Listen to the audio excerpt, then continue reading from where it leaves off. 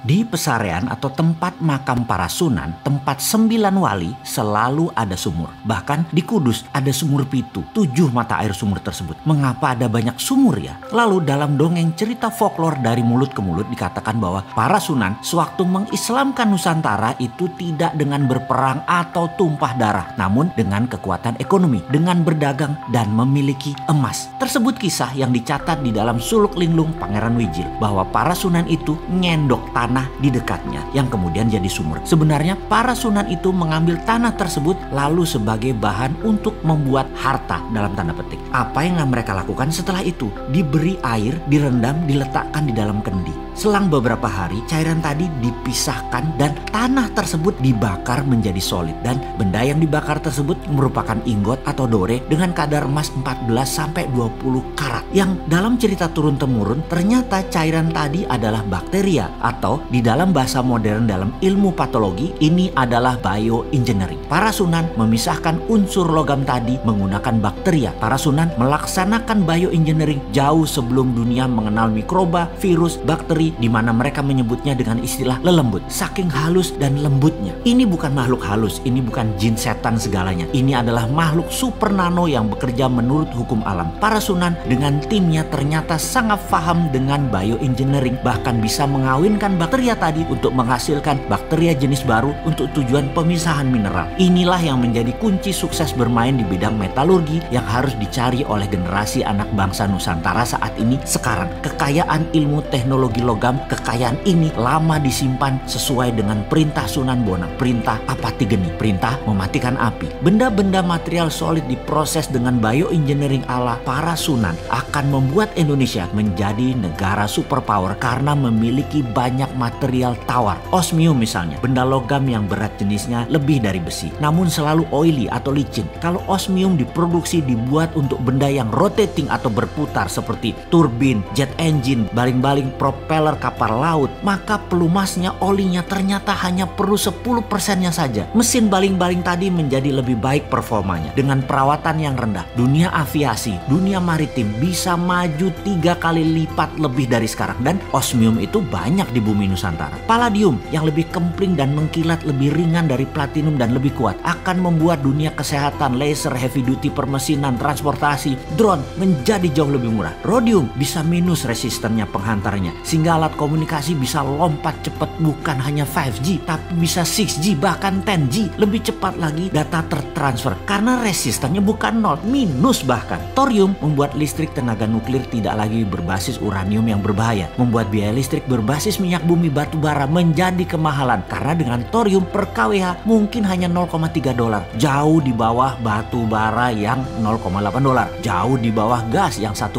dolar. Untuk energi listrik, semua ini adalah budaya metal, mulai dari metal biasa, metal tanah jarang atau rare earth, hingga precious metal group. Semua ada di tanah air tercinta ini. Sebelum melangkah jauh, kita merenung sejenak menengok apa yang para sunan sudah lakukan untuk anak cucunya, untuk bangsa Indonesia. Bukan hanya nikmat agama Islam, namun budaya luhur, budaya logam diwariskan oleh mereka. Untuk menjadi yang terdepan, warisan beliau-beliau tersebut harus kita pertahankan. Inilah strategi SWF, Sovereign Wealth Fund, berbasis Natural Resources Capital, yang selalu didengungkan oleh bosman yang sok keminter ini, menggunakan kekuatan kedaulatan sovereign natural resources untuk menjadi alat tawar kepada negara lain, bukan menjadi pengemis minta-minta pinjaman. Sejarah sudah mengingatkan, wahai pejabat, rajin-rajinlah baca sejarah dan menengok kekuatan bangsa sendiri. Semua tersedia, semua tinggal dipakai. Masih nggak ngerti juga SWF-nya ilmu para sunan ya? Ya ngobrol dong kita.